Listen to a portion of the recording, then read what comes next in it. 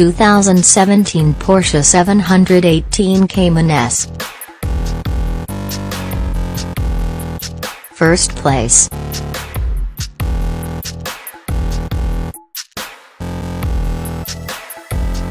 Parts of California feel as if nature imagined infinite racetracks, piled them on top of and wove them through one another, and then sat back waiting for mankind to invent the automobile and pavement.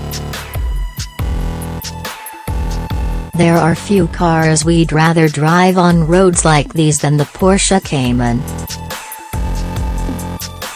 It is, as Tingwall put it, the finest example of chassis neutrality that exists. Whereas the Audi's ride tends toward punishing, the Cayman's has some baked-in compliance that helps communicate loads and forces to the driver. But don't mistake softness for weakness. While the TTRS nipped the Cayman by 0.001 grams around the skid pad, the Porsche outpaced the Audi in the most critical dynamic evaluation, our unequally spaced slalom that combines acceleration, deceleration, and cornering.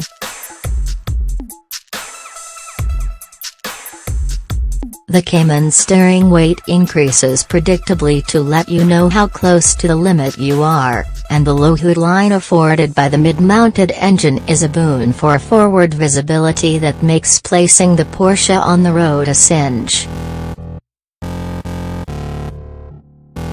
In the Audi, the uniform radius of the bulbous nose hides the corners of the car pretty effectively. The Porsche scrapes and scratches its low chin on driveway transitions, but it's the car that we wanted for those long, rainy highway slogs. Even with its suspension set to maximum firmness, the Porsche still has a comfier ride than the Audi. There is a downside to the Porsche on the highway, though. It's loud.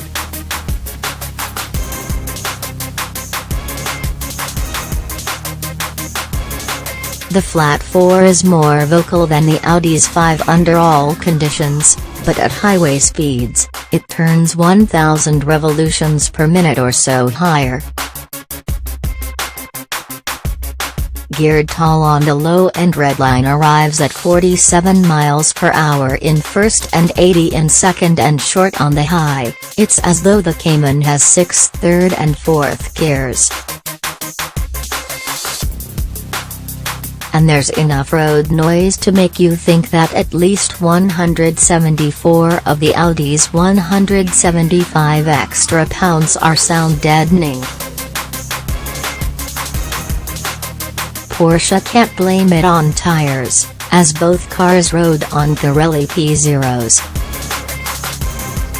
It doesn't help matters that the Audi's Bang & Olufsen is an outstanding stereo, and the Cayman's bass system sounds not entirely unlike an iPhone in a solo cup. We also find it a little bit insulting that you can spend $80,000 on a Porsche and still not have automatic climate control. That's embarrassing, not so much for owners as it is for Porsche. But speaking of sounds, oh, the Porsches. Rest in peace, Flat 6, and long live the Turbo 4. The more time we spend with 718s and the further into memory that 6's wail fades, the more we like the 4. This thing sounds like a goblin, all mechanical grumble and spitting overrun. There's even a little oral treat when you turn the car off and the 4 grumpily clatters into silence as though not all its parts stop moving at the same time. Needing 14.5 pounds per square inch of boost to generate full power, the TTRS swallows 19.6. The Cayman can be laggy at low RPM around town, which is never a problem with the Audi. But during exercises on roads that keep the revs up, there's nothing to worry about. Being a manual rear driver, the Porsche was slower than the Audi in acceleration, testing 4.1 seconds to 60 miles per hour, 12.4 and 115 miles per hour in a quarter. But being a manual, it's also vastly more engaging.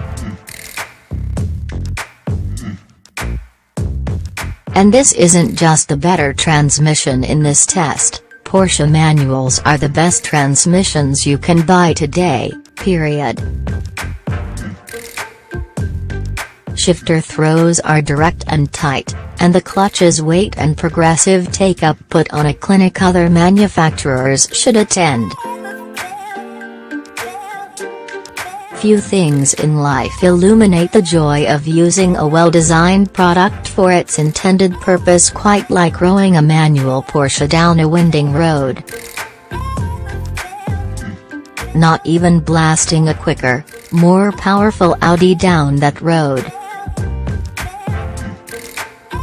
It was enough to make us forget the rancid beef jerky.